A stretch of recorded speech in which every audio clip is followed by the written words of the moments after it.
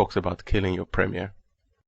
Add on top of that the North's general hate of the East, and you can start to get the picture of the sort of tribal tension Nigeria was heading towards. One thing I've noticed, Premier, while I've been here, is that Northerners seem to have, I might almost call it, obsession about the Igbos. Could you perhaps explain that to me? Well, the Igbos are more or less the type of people whose desire is mainly to dominate everybody. If they go to a village, to a town, they want to monopolize everything in that area.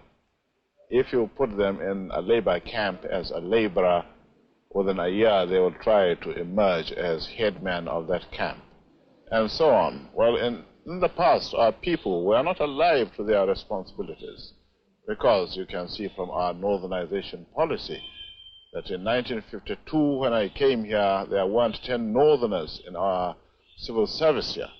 Then I tried to have it northernized, and now all important posts are being held by northerners. Is this policy of filling all key posts in the north solely with northerners and not with other Nigerians a temporary or a permanent one? In actual fact, what it is a northerner first.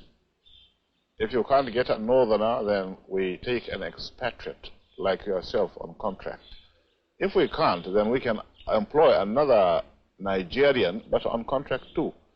This is going to be permanent, I should say, as far as I can foresee, because it will be rather dangerous to see the number of boys who are now turning from all our learning institutions coming out with